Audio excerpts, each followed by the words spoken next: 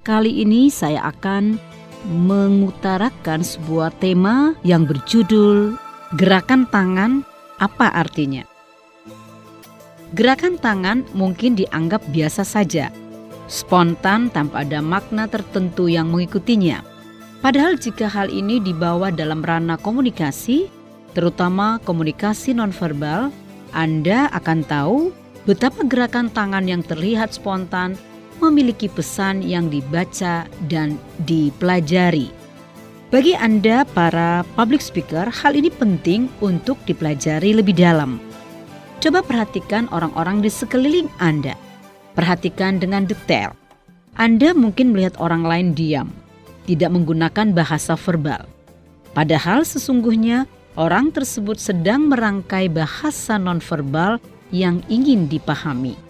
Namun kadang kita memang kurang jeli, sehingga banyak kesempatan yang terlewatkan begitu saja karena ketidakmampuan kita dalam menangkap pesan nonverbal tersebut. Padahal aspek nonverbal amat berpengaruh dalam menciptakan efektivitas berkomunikasi dengan orang lain. Ada beragam rangkaian makna yang mengikuti pesan nonverbal itu. Rangkaian makna itu sejatinya ingin dibagi kepada orang lain. Sayangnya tak semua orang bisa memahami. Anda mungkin sedang berbincang dengan teman kerja Anda atau dengan siapa saja. Bagaimana Anda bisa tahu jika yang Anda perbincangkan itu sebenarnya menarik minat teman Anda itu? Caranya sederhana saja, dengan memerhatikan gerak tubuhnya. Dengan tangan adalah salah satu aspek yang bisa Anda perhatikan. Perlu dipahami bahwa tubuh kita adalah rangkaian pesan yang tersirat. Setiap guratan di wajah kita mengandung pesan yang bisa diinterpretasikan oleh siapa saja. Namun tak semua ekspresi, karena ekspresi itu juga adalah misteri yang tak banyak diketahui orang, kecuali segelintir yang berusaha memahaminya. Lalu kaitannya dengan seorang pembicara publik? Ya jelas ada, karena ekspresi-ekspresi tersebut akan mengajak Anda mempelajari lebih jauh pada siapa Anda berbicara dan bagaimana sikap mereka terhadap Anda. Nah, juga bisa menjadi warning. Jangan sampai ekspresi-ekspresi nonverbal itu menjadikan kita sebagai pelaku. Itu amat disayangkan, apalagi jika ternyata audiens bisa menginterpretasikan secara benar. Maka Anda akan menghadapi tudingan yang mungkin akan mengganggu bahkan menggagalkan penampilan Anda.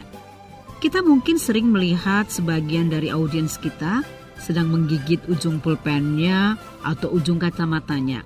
Kemudian sesekali mengeluarkannya dari mulut. Kita bisa saja mengatakan bahwa itu sekedar ekspresi sederhana yang sama sekali tidak memiliki muatan apa-apa. Padahal tahukah Anda bahwa ada pesan yang terkandung di dalamnya? Jika itu Anda temukan, maka Anda bisa tahu bahwa audiens Anda itu masih mempertimbangkan akan mengikuti forum Anda atau tidak. Dia masih ragu-ragu. Maka cara memecah kekeraguannya adalah dengan melakukan langkah kreatif. Anda tentu masih ingat dengan gaya magnet. Berusahalah menjadi magnet yang memiliki daya rekat yang kuat.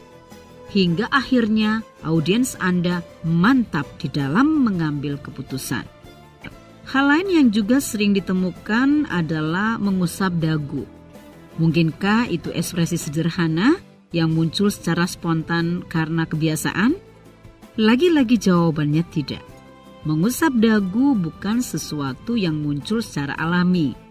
Maknanya hampir sama dengan menggigit ujung pulpen atau ujung kacamata.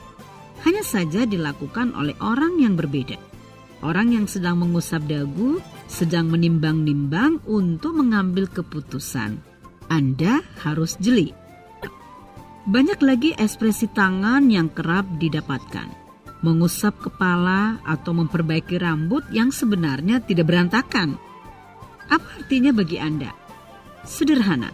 Jika ia lawan jenis, maka itu isyarat bagi Anda agar bisa memberikan curahan perhatian yang lebih. Jadi jangan menyiakan kesempatan. Anda bisa menggunakan daya persuasif Anda. Nah, bagaimana jika sesama jenis? Wah, Anda harus berhati-hati karena bisa berarti ada kelainan dalam masalah sensualnya.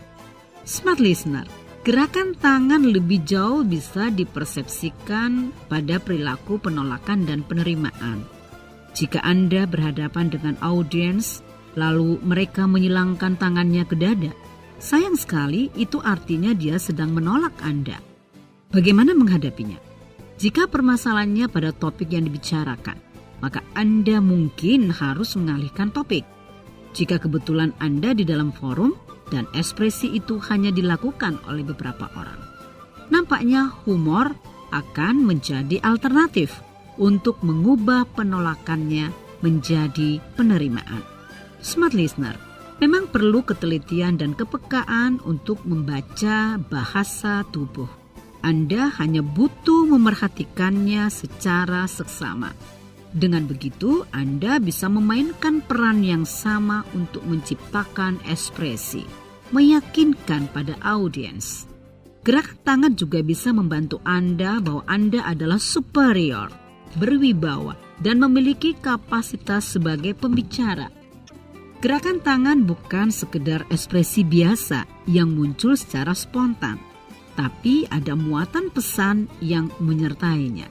Silakan Anda pelajari lebih lanjut. Sukses public speaking menentukan karir dan masa depan.